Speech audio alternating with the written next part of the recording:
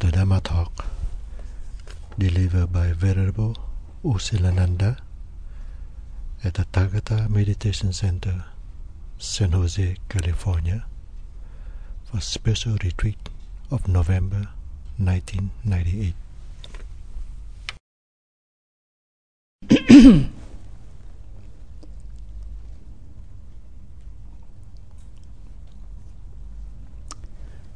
Before we continue the discourse, I want to go back to the beginning.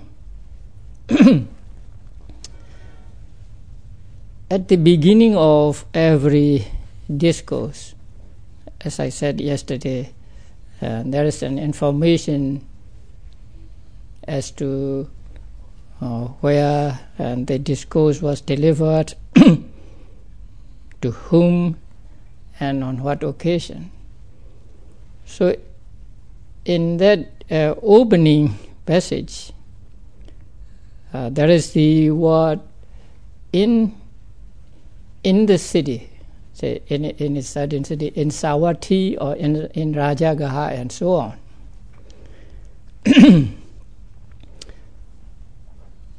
The English translations just give as, say, in the city of Savatthi, or in Rajagaha and so on. But actually, the monasteries Buddha lived in were outside the cities, not inside the cities. So the commentaries explained that the locative case used in describing the location of the monastery, the monasteries indicate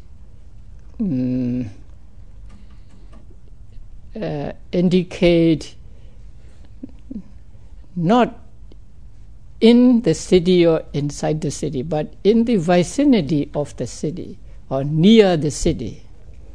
So it is better to translate them as near Savatthi or near Rajagaha and so on. When they chose sites for monasteries, they chose a place which is not too far from the city, not too close to the city, so it must be outside the city, and which has easy access to the city and so on. Now the city of Savatthi and the Jetavana.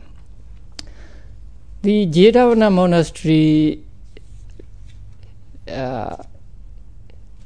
was built in the south of that city. So there were two big monasteries near the city of Savatthi. The first one is Jetavana, built by Anatta Bhentika, and the second is Pubbārāma, built by Visakha. So Pubbārāma means the eastern park. So that monastery was in the east of the city, and Jetavana was on the south of the city.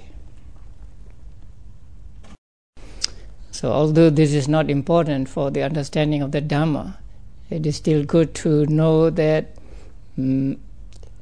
these expressions indicate not in or inside the city, but outside, near the city.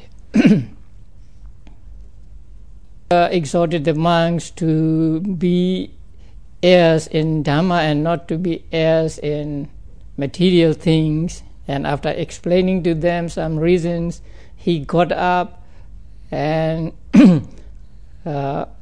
went to his chamber. So when the Buddha left, the Venerable Sariputta took the responsibility of continuing the Dhamma talk. Now, sometimes commentaries give us some information not contained in the suttas. And here the commentary said, when it is said that Buddha left, Buddha did not bodily get up and and left the assembly. He went out by way of mind. So that means he just disappeared in his seat and then appeared in his room, in his chamber. And the reason the commentary gave was, if Buddha bodily got up and went to his room, then the community, the multitude of monks would have surrounded and followed him, and so the audience would be scattered. And once scattered, then it would be very difficult to assemble them again. Venerable Sariputta addressed the monks as friends monks, and then they responded by saying friend. And then Sariputta continued the Dhamma talk. So at first he asked them a question. Friends, in what way do disciples of the teacher who live secluded not follow him in the experience of seclusion? And in what way do disciples of the teacher who live secluded follow him in the experience of seclusion? Actually, he asked the question not because he did not know the answer. He was going to give the answer. Maybe he wanted his audience, or he wanted his brother monks to pay close attention to his talk. So he asked this question, and then they answered, friend, we would have come from a very far away place to learn from you the meaning of this statement. So it would be good if you would explain the meaning of this statement to us. Having heard from you, the monks will remember it. So they requested him to explain the meaning. When they responded in this way, Venerable Sariputta once again bound them, saying, friends, then listen, pay good attention, I will speak.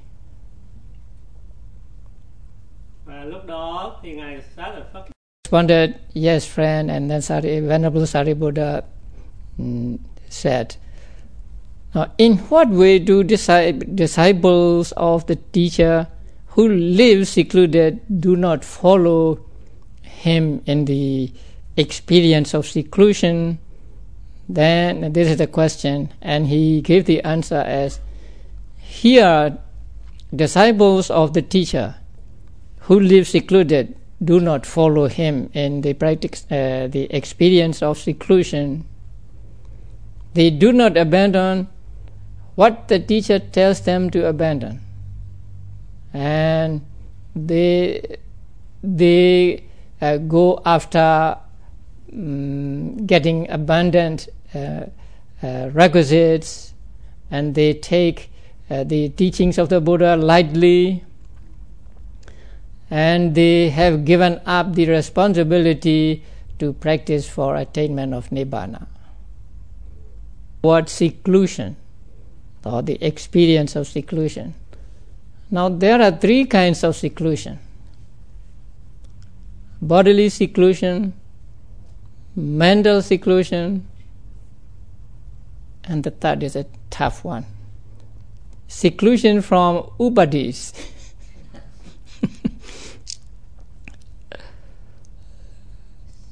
Seclusion from sources, seclusion from sources of both happiness and suffering. So there are three kinds of seclusion. So bodily seclusion means living alone. Now Buddha always experienced this bodily seclusion. Although he lived with, say, hundreds of monks in the Jetavana monastery, he lived in his own chamber alone, and he would come out only when he wanted to say something to the monks, or there is something to be done, or to meet someone. If there is no such reason, then he would stay in his chamber alone, getting into the Samapatti. So Buddha always experienced this seclusion of body, or bodily seclusion. Mental seclusion means mind being away from mental defilements and mental hindrances.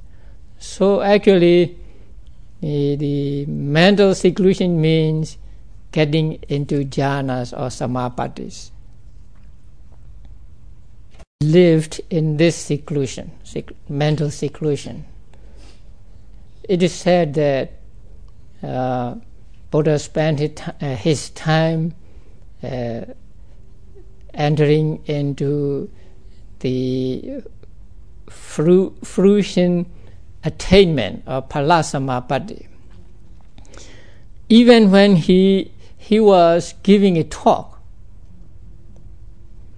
when the audience says sadhu, sadhu, sadhu, so during that time, maybe it's just a few seconds, he would enter into samapatti and remain in the samapatti until the time when the audience finished saying sadhu, sadhu, sadhu.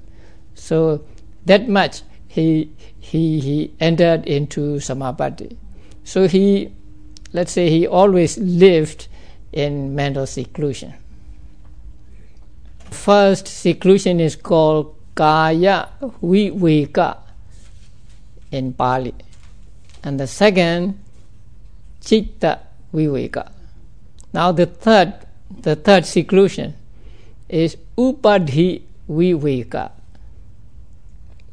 And this word is a very difficult word to translate. It is translated in English as substratum of life. I don't know what that is. So we have to go back to the ancient commentaries. Now in the ancient commentaries it is said that there are 4 kinds of upadhis.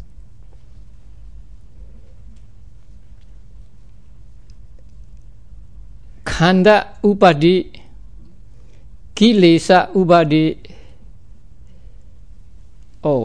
kama upadhi, kilesa upadhi,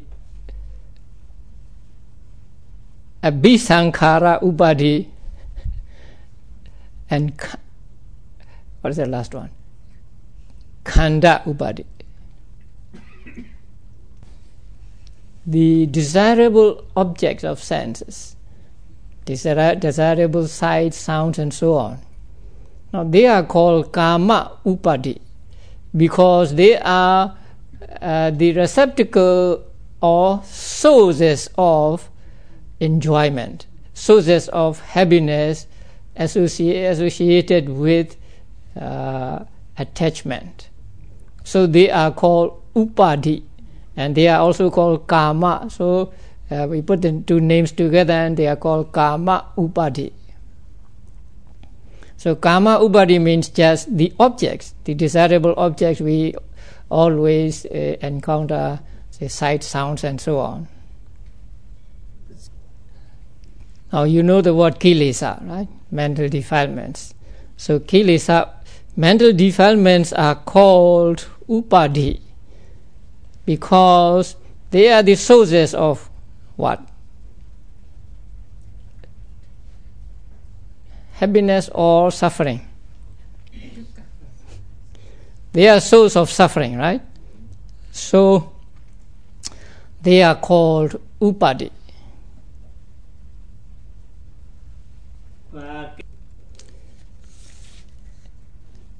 And abhisankhara means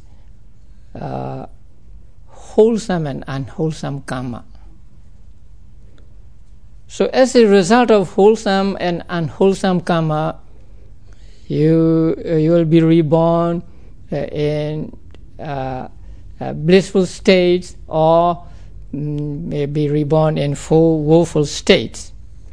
So the wholesome and unwholesome karma are called sources of the suffering of existence. So you get one existence and you suffer there. Even if you are born in the celestial state, and in the end you suffer death.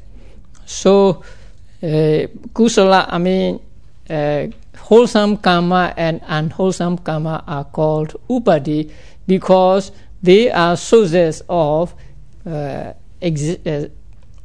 suffering in existence. And akusala karma, or wholesome and unwholesome karma, are the source of suffering in existence. And kilesas, or mental defilements, are source of suffering in woeful states. As the result of kilesas, mental defilements, there is rebirth in 4 woeful states. So mental defilements are the source of suffering in 4 woeful states. Now, the aggregates are also called upadi, because they are the source of the suffering that is contingent on them. Now, because we get this aggregate, say aggregate of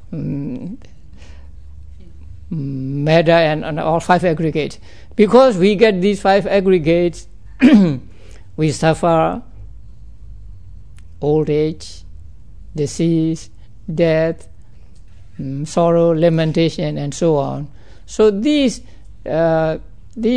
sufferings are contingent upon these 5 aggregates. Therefore, the 5 aggregates are also called upadi.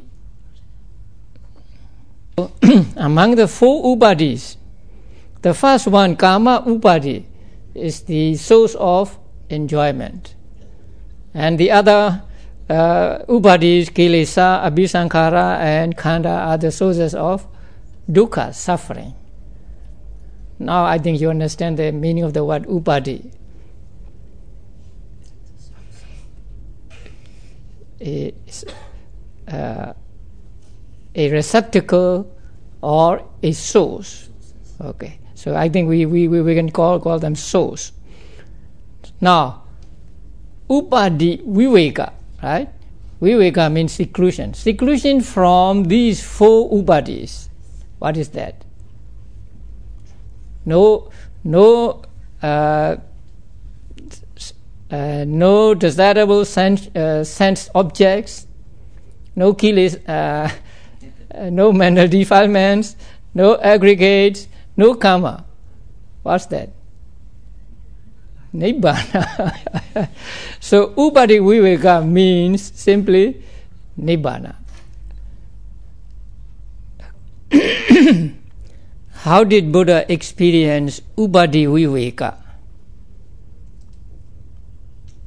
Buddhas and Arahants are persons who had reached the highest stage of enlightenment, who had realized Nibbana.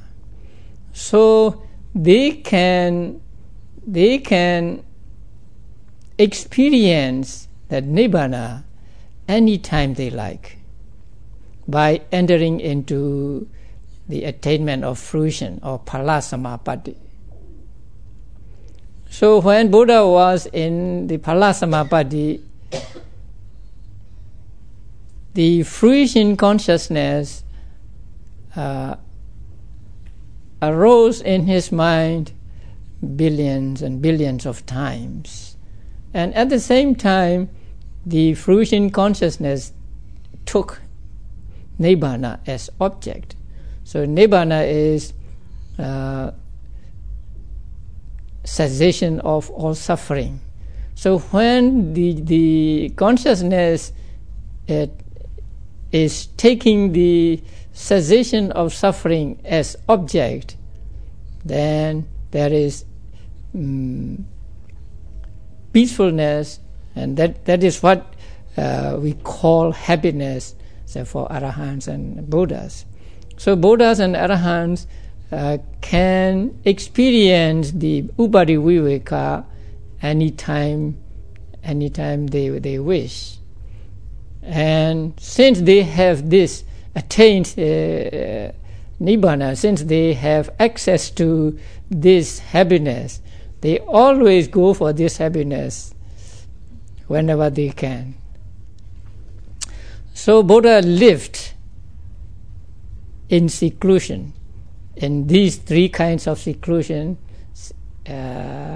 bodily seclusion, mental seclusion, and seclusion from sources. The question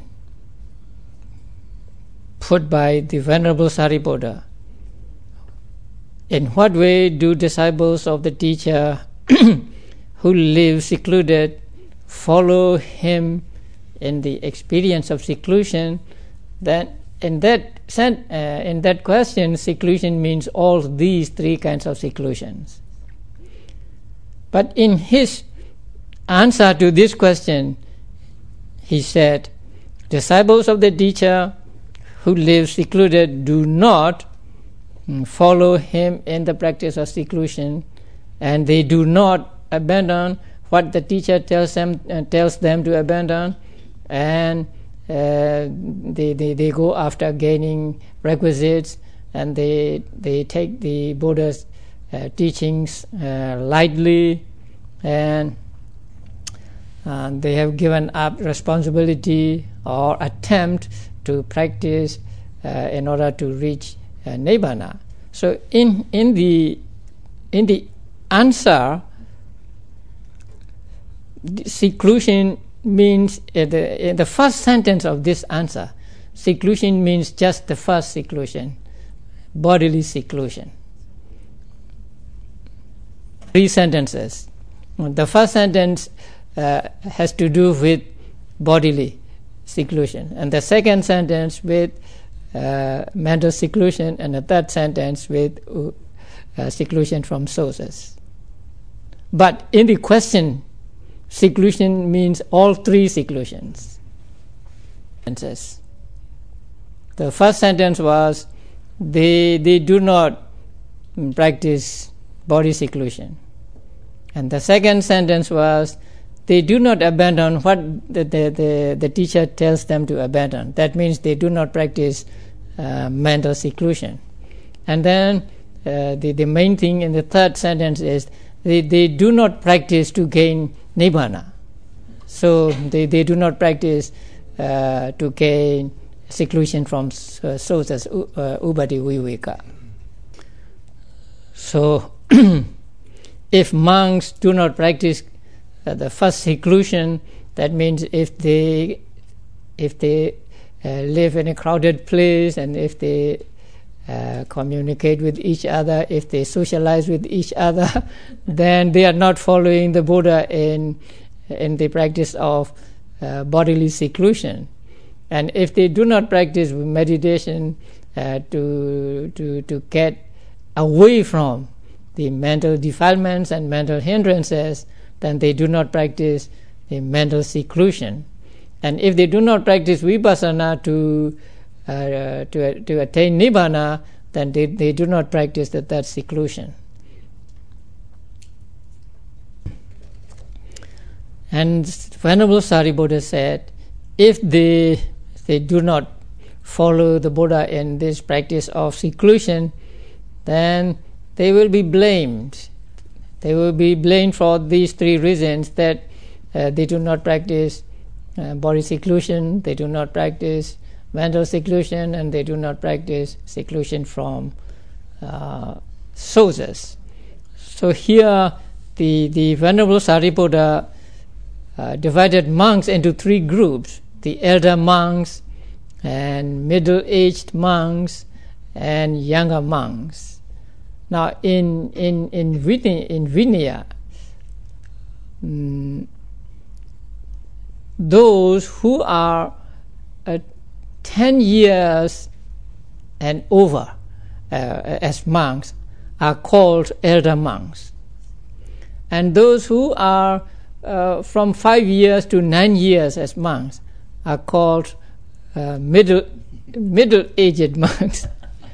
And those who are new and who have not reached the 5th year, so that means 1 to 4 years, are called new monks.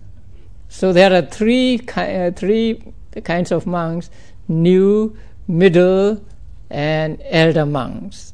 So from 1 to 4 years, new; 5 to 9 years, middle; and 10 and above, elders. And then there is another distinction made. That is, if a monk has been 20 years and more as a monk, he is called the great elder. So there are two kinds of elders and great elders. So we can call a monk who has been a monk for 20 years a great elder, or Mahathera. That is why you will see the word Mahathera in some books, when they give the name of the authors, Mahathera. So when you see the Mahathera, you can note that this monk is at least 20 years old as a monk. And they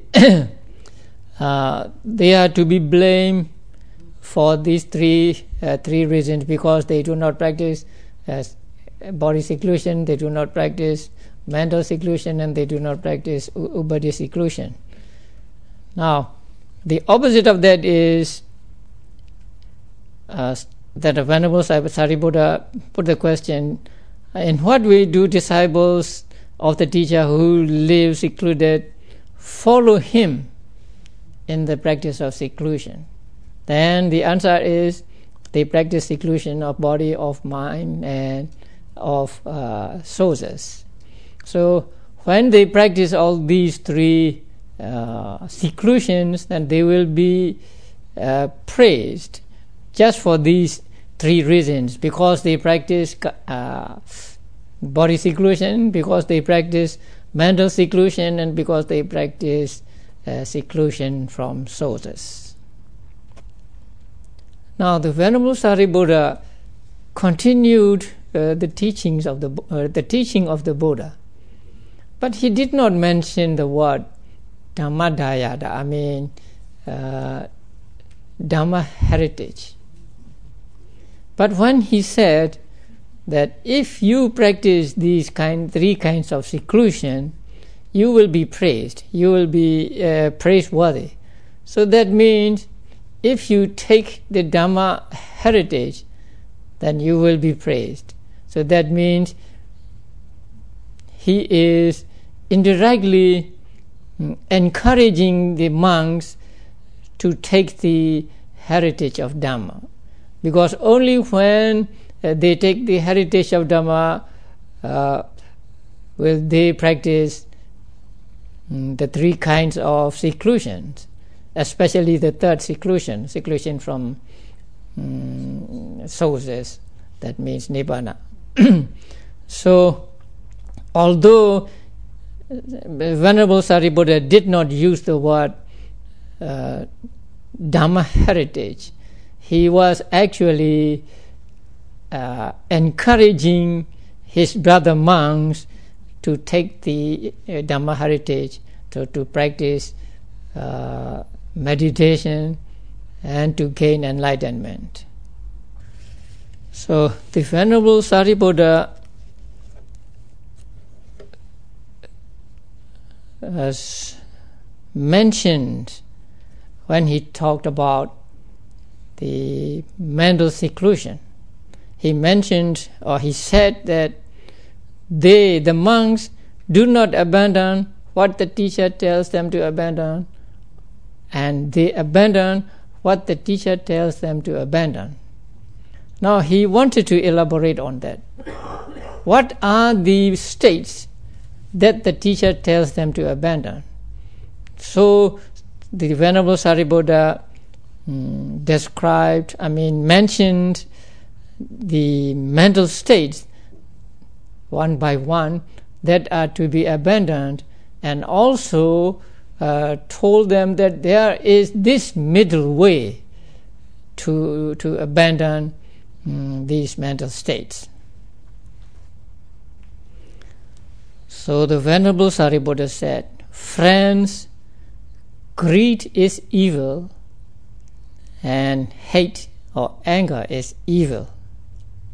Now, there are 16 mental states he pointed out, and he paired two mental states each, and so there are 8 pairs and 16 mental states. So the first pair is of greed and hate. So he said, greed is an evil state, and hate or anger is an evil state. And there is the middle way for the abandoning of greed and hate. Venerable Sariputra said, greed is evil and hate is evil. That means greed is unwholesome and hate is unwholesome. Why are they unwholesome? Because they themselves are blameworthy and they give painful results. So these are the 2 characteristics of being unwholesome state. They are blameworthy and they give painful results. That is why they are said to be unwholesome or evil. Sariputra did not just mention these mental states, but he pointed out also that there is a middle way for the abandoning of these mental states. So if he did not mention these, the monks would be at a loss what to do. So he mentioned the middle way, and he followed the Buddha in describing that middle way, that it gives vision, it gives knowledge, and it leads to cessation of mental defilements. It leads to direct knowledge. It leads to penetrative knowledge, and it leads to nibbana. So I hope you know the middle way. Now it is called the middle way because it does not approach the 2 extremes. The first extreme is indulging in sensual pleasures with the belief that they will get rid of, they could get out of samsara by enjoying the sensual pleasures. And the other extreme is inflicting pain upon oneself, or self-mortification. And their aim is also to get out of this samsara. But Buddha described these practices as unfruitful, profitless. So they do not lead to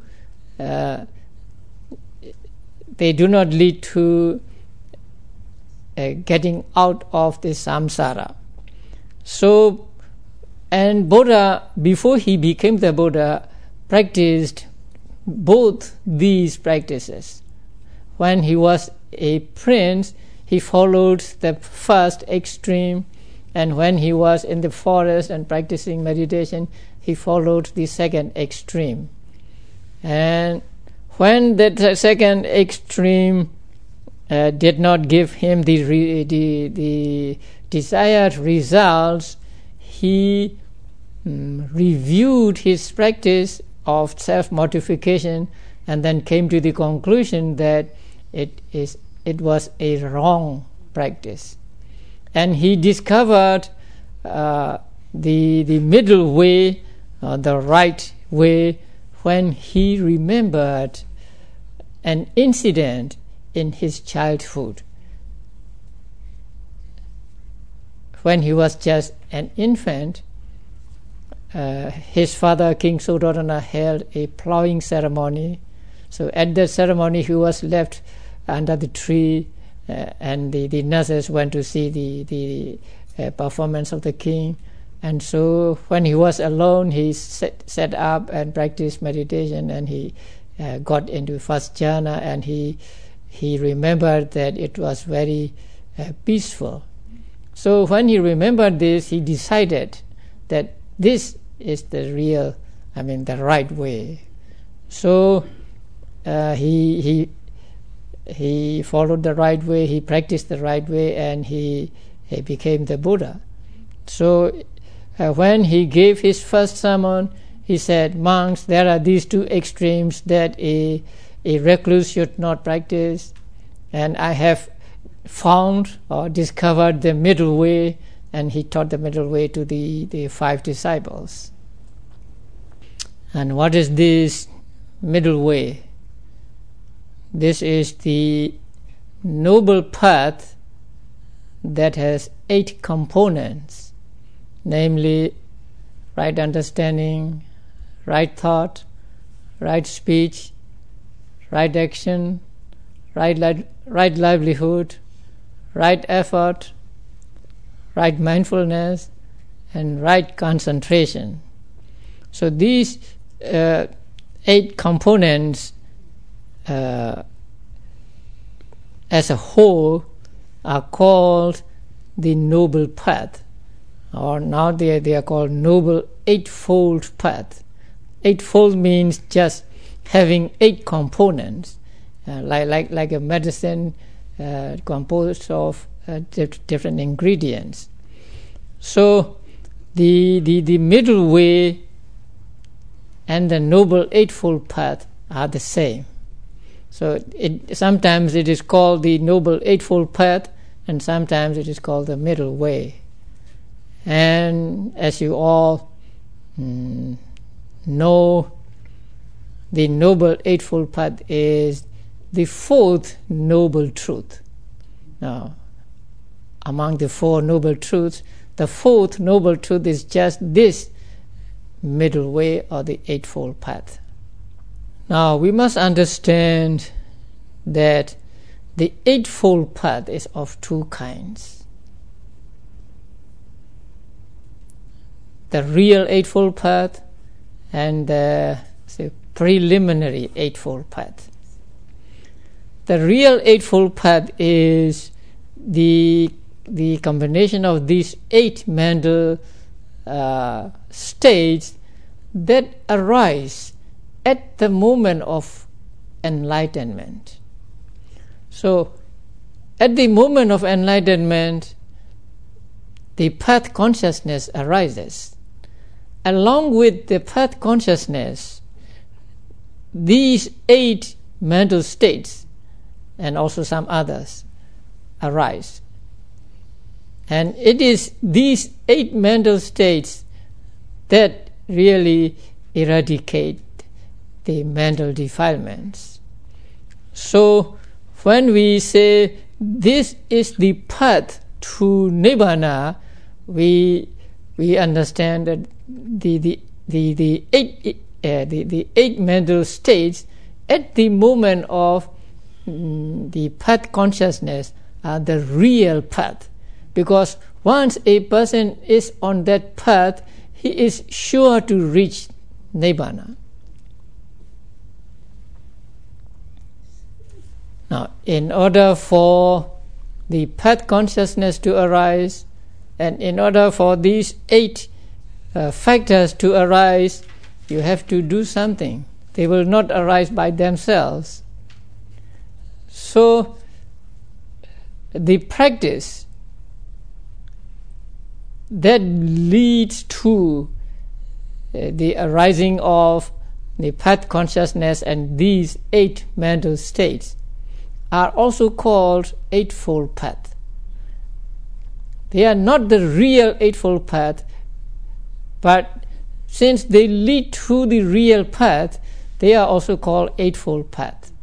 And they are called preliminary because they precede the real path. Without the preliminary path, there can be no real path. So the preliminary path is also called the Eightfold Path. So we have two kinds of Eightfold Path: the preliminary and the real.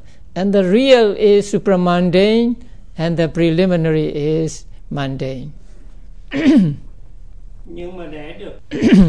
So in describing the middle way, the Venerable Sariputta here used some words to describe it, and they are that it gives vision, it gives knowledge, and so on. So these, let us call them qualities. These qualities can be applied to both the real path and the preliminary path. Now, at the moment of enlightenment, path consciousness arises.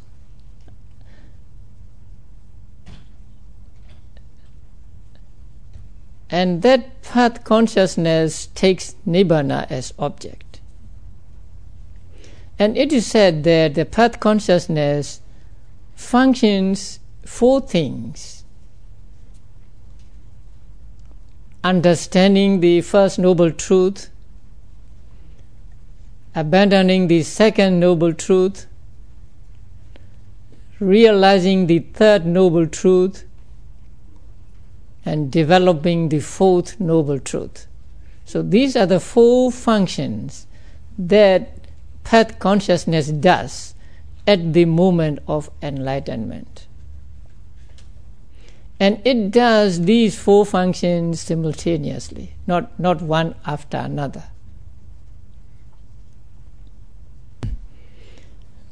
These four functions are explained with an analogy of a lamp. So you light a lamp, and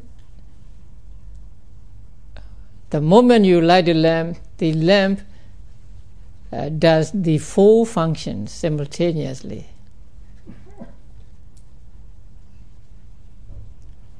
Dispelling darkness, producing light, burning the wick, and making the oil diminish. So these functions a lamp does simultaneously. In the same way, path consciousness does the four functions, the understanding, fully understanding the first noble truth, abandoning the second, realizing the third, and developing the fourth simultaneously. Enlightenment is called the realization of four noble truths, or sometimes realization of Nibbana. Now, the path consciousness takes Nibbana only as object. It does not take first noble truth as object, five aggregates as object. It does not take craving as object. It does not take the 8 factors as object. It takes Nibbana only as object. But when it takes Nibbana as object,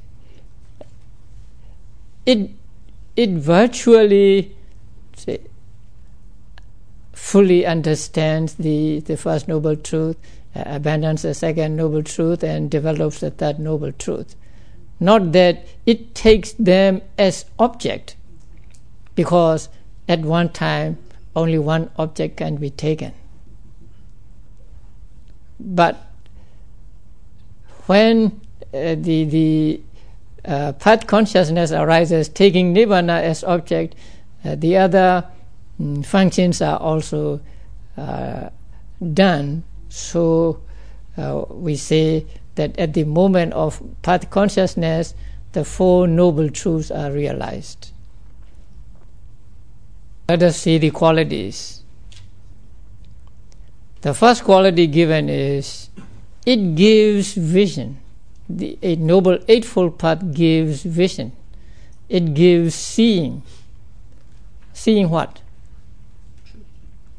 The Four Noble Truths, right? So it gives seeing the Four Noble Truths.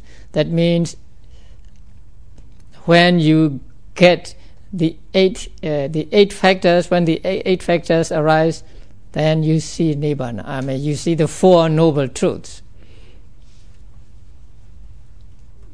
It gives knowledge. Same.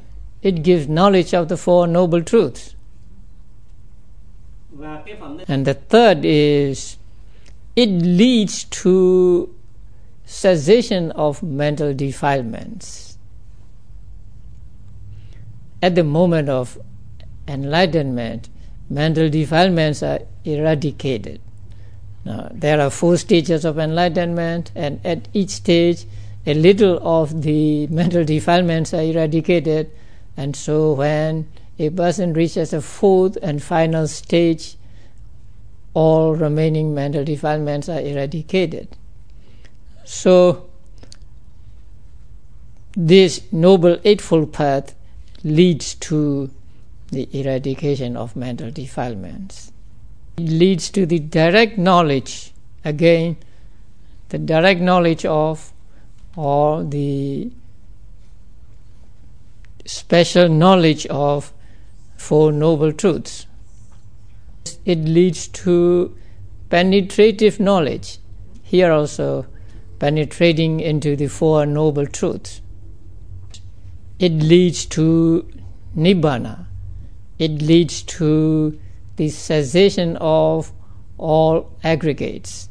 In this way, these qualities are for the Noble Eightfold Path, or the supramundane path. The preliminary path, we will have different understanding. First, what is a preliminary path? It is vipassana. So without vipassana, you do not reach the supramundane path. So the vipassana path is called preliminary path. Also gives seeing or vision, gives knowledge, and leads to eradication of mental defilements and leads to direct knowledge, leads to penetrative knowledge, and leads to the cessation of aggregates.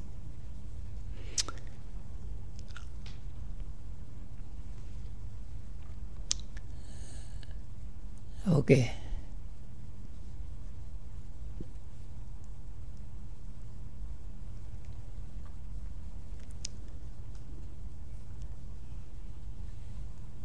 It says that it gives seeing, or it gives vision. So what vision does vipassana give? You've already experienced vipassana and you already know.